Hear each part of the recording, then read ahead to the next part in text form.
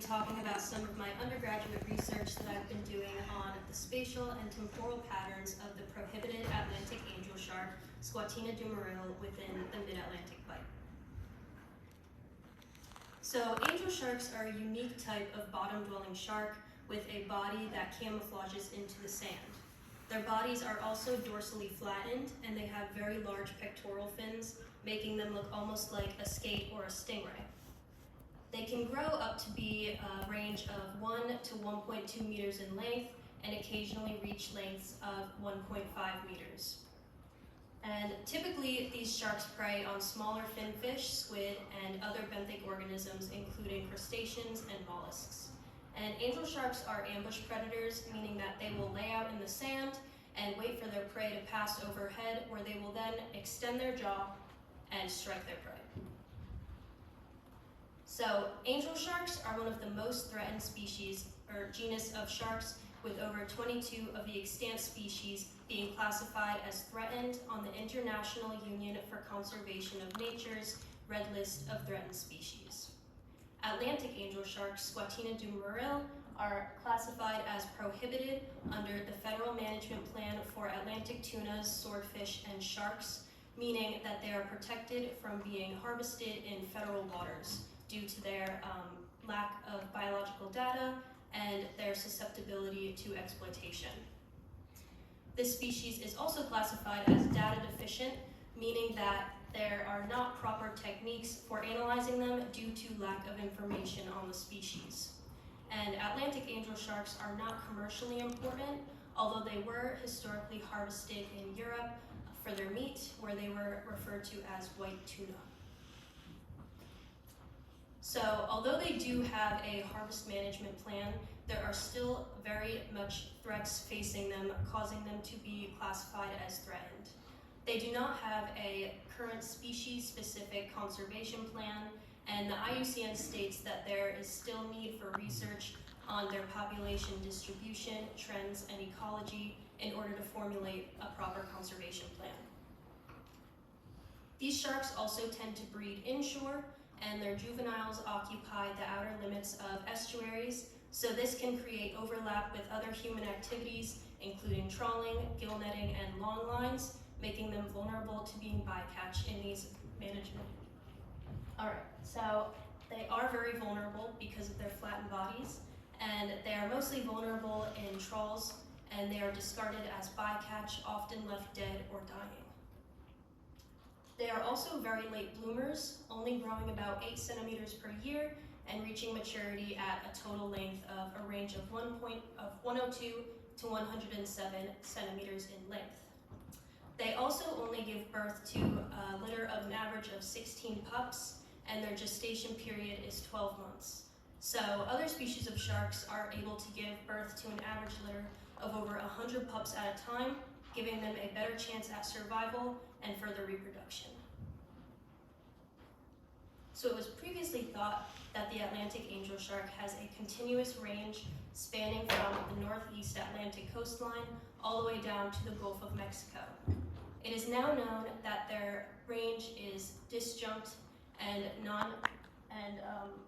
discontinuous, with 2 possibly separate evolutionary units or subunits occupying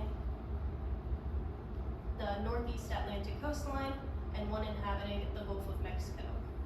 And it is thought that these 2 populations are separated due to the thermal and salinity barriers around the southern tip of Florida.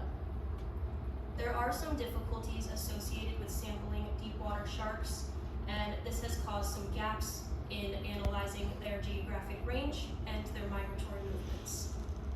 And generally, the population on the East Coast is much less studied than the one in the Gulf of Mexico. So this motivated me to try to expand the knowledge on their geographic range using trawl survey data and acoustic telemetry data.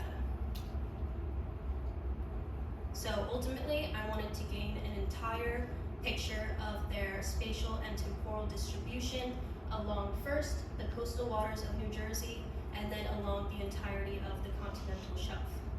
And to do this, I used trawl survey data as well as a few subset of acoustically tagged sharks, and then I was able to plot this using ArcGIS software and then infer their movements based on that.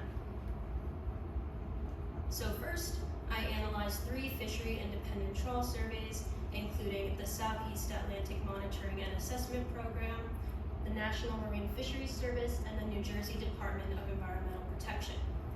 All of these trawl surveys are conducted in order to assess the fish stock populations within the region, and each Atlantic angel shark that was caught within these trawls were measured and accounted for. And the table below shows some details on each of these trawl surveys. CMAP only samples from April through November, from North Carolina down to Florida.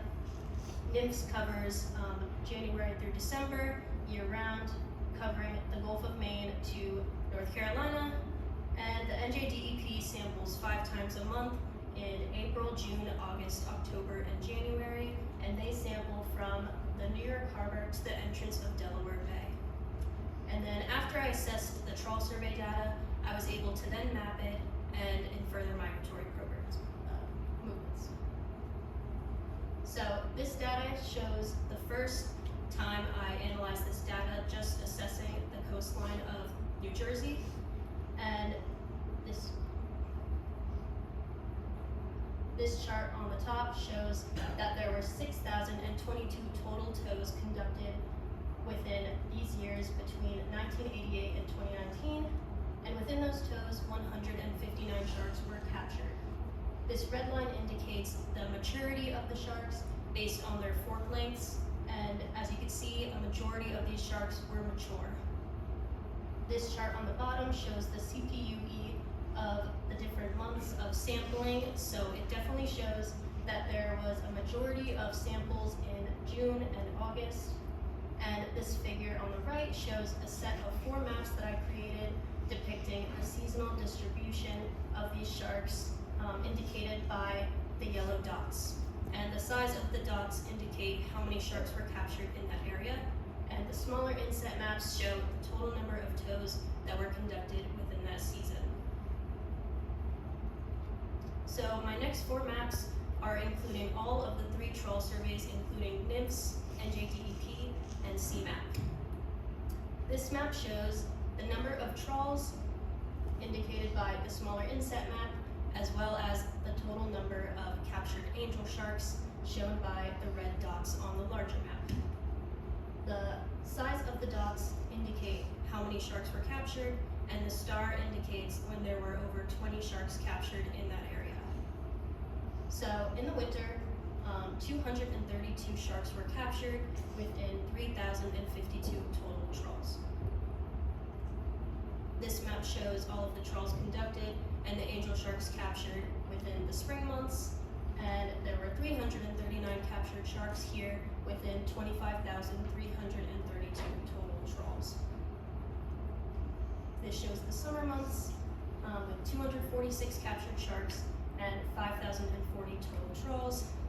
And finally, this shows the fall trawls with 102 captured sharks within 22,424 total trawls.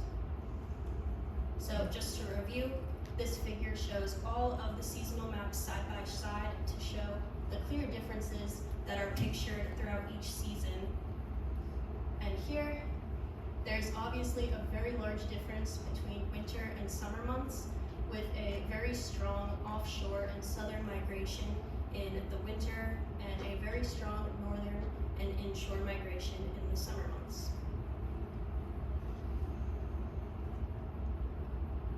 So another way we assessed their spatial and temporal distribution was through the use of acoustic telemetry.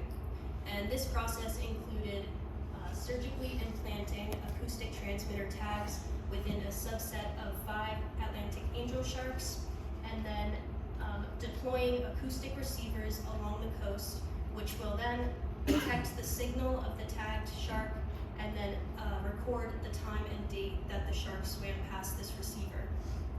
These tags can stay within the sharks for over 10 years, giving a really strong picture of their movements along the coastline.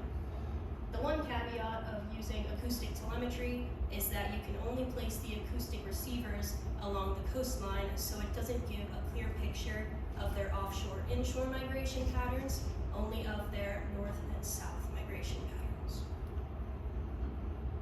So these two maps are the movements of two individually tagged sharks, with this map indicating the movements of one individual and this map indicating the movements of another individual. The detections are set up by year and season, with the years indicated by the shapes and the season indicated by the different colors. So immediately I noticed that both of these sharks had almost identical movements throughout the 5 years that these tags were inside of them.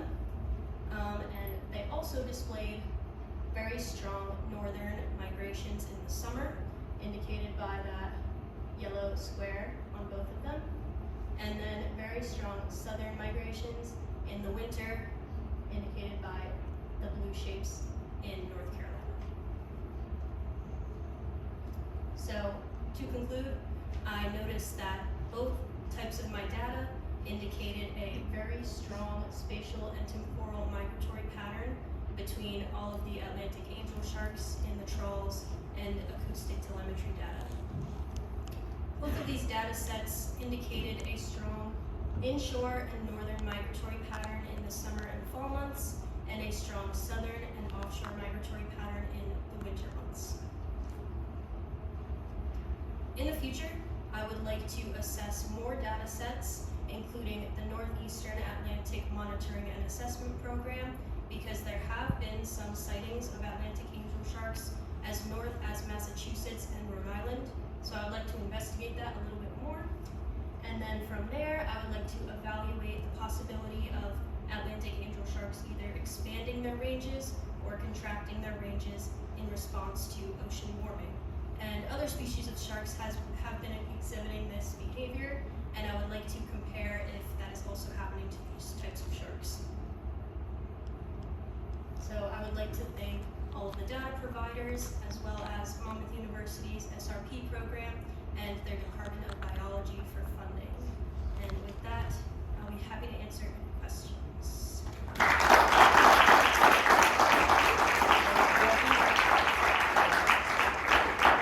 I ask a few questions?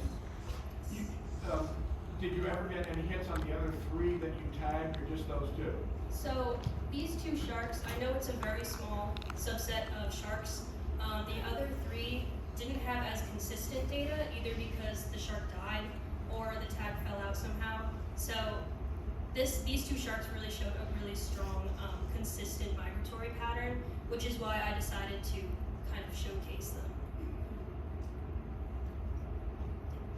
Did you see other sharks in that area? Like, are there any relationship with it? I mean, you didn't monitor, but have you guys observed, like any other, don't get me wrong, I'm not an expert with sharks, but what is it called, a nurse shark or sand? Yeah, so there are like Right. sandbar sharks. Those also inhabit the North Atlantic coastline, but I haven't really studied the movements of them in comparison with Atlantic angel sharks, but that is a very interesting relationship. Maybe they are affected by the other different sharks in the area.